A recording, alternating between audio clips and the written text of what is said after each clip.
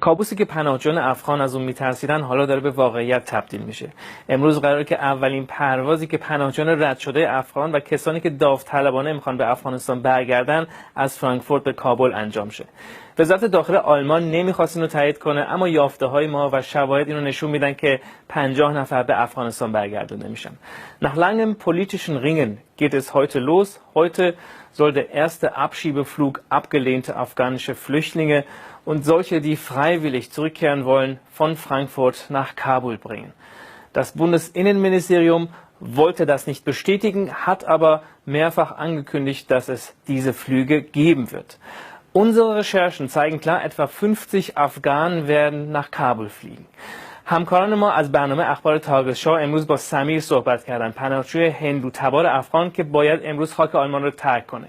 5 ساله که آلمانه و سمیر در بازداشتگاهی که پناهجویان قبل از اخراج به اونجا برده میشن از طریق اسکایپ این مصاحبه رو انجام داد. Unsere Kollegen von der Tagesschau haben mit Samir gesprochen, ein afghanischer Hindu. Er sitzt in Abschiebehaft und soll heute ebenfalls zurückgebracht werden. Er hat uns ein Interview per Skype gegeben. Ich will nicht nach Afghanistan gehen, weil ich habe keine Sicherheit dort. Ich habe niemanden dort. Ne? Ich bin muslimisch, ich habe keine Ruhe dort. Wie kann ich leben? Ich bin ein Hindu. Und ist das Gefahr für mich? Ich kann nicht leben. Nein. Ich habe niemals in meinem Leben alleine dahin rausgegangen, weil der Muslim nicht. Weil es schlagen mir, gesprochen. Früher 4 Jahre bin ich hier, meine Familie war da. Jetzt meine Familie, alle sind hier. Ich kenne nicht niemanden dort. Wie kann ich leben dahin? Bitte helfen mir, bitte. Meine Familie, ich habe 2 kleine Schwestern hier. Die hat keine Erfahrung. Meine Mutter sind alt. Die sind alle hier. Ich habe niemanden dort. Mit wem kann ich leben? Wie? در ماه اکتبر آلمان و افغانستان توافقنامه‌ای رو بر سر برگردوندن پناهجویان افغان امضا کردند. آلمان در 4 سال آینده 1.7 میلیارد یورو برای بازسازی و مبارزه علیه فساد پرداخت میکنه. افغانستان هم باید شرایط رو برای بازگردوندن پناهجویان رد شده افغان فراهم کنه.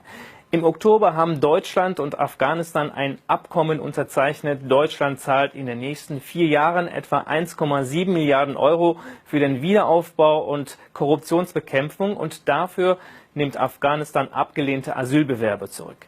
امسال تنها 27 پناهجوی افغان به کشورشون برگردونده شدن، اما حالا دولت آلمان برای برگردوندن گسترده پناهجویان رد شده افغان پافشاری میکنه و میگه که در افغانستان مناطق امن هم وجود داره، مثل مزار شریف، هرات یا کابل. پناهجویان افغان اما کاملا نظر دیگه ای دارن.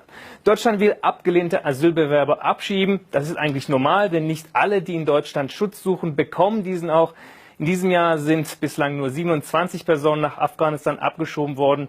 Dieses Abschieben ist in der Politik sehr umstritten. Es gibt daher Bundesländer, die bei der Abschiebung nicht mitmachen.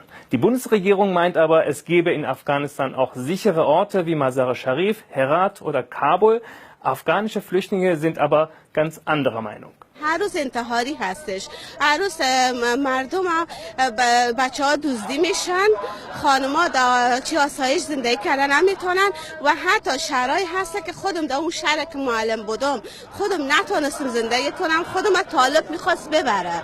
هر شخصی که آذین میشه جان خود از دست بده اینجا بیایه حتما کدام مشکل عمده داره. هیچ کس از این شوق آذین نیست که اولاد خدا، مادر و فرزند خدا از دست بده به خاطر اروپا برای ما چی میتن؟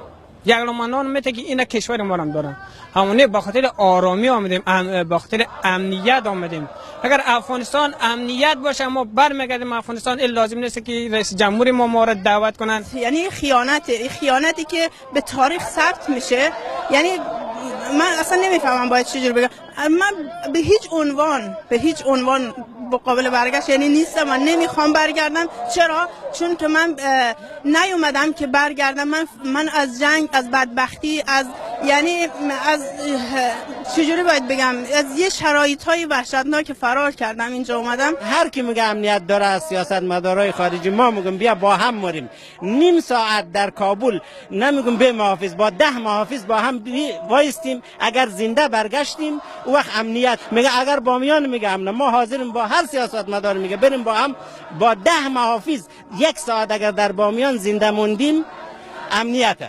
6 ماه امنیت بیده به خدا، ما قول میدیم برگرده این ما شخصا اقامت خود باطل میکنم برمیگردم. گفته میشه که 12500 پناهجوی افغان که 5% از تمام پناهجویان افغان رو تشکیل میدن مجبور به ترک آلمان هستند. آلمان با آغاز بازگرداندن پناهجویان رد شده افغان 2 هدف داره. به افغان‌هایی که قصد مهاجرت به آلمان دارن نشون بده که شانس موندنشون اینجا بسیار ضعیفه و همچنین دولت آلمان قصد داره به شهروندانش نشون بده که بحران پناهجویان از این طریق میخواد حل کنه. زمان پرواز بعدی نامشخصه. در این باره هنوز بحث ادامه داره. 12.500 afghanische Flüchtlinge, also etwa 5% von ihnen, sind vollziehbar ausreisepflichtig. Die Bundesregierung will mit der Abschiebung der afghanischen Flüchtlinge vor allem 2 Ziele erreichen. Zum einen Afghanen davon abhalten, nach Deutschland zu flüchten und zum zweiten den Bürgern hier zeigen, dass sie gegen die Flüchtlingskrise etwas unternehmen. Wann wieder eine Maschine fliegt, ist unklar, denn ob Afghanistan sicher ist, das wird weiter diskutiert.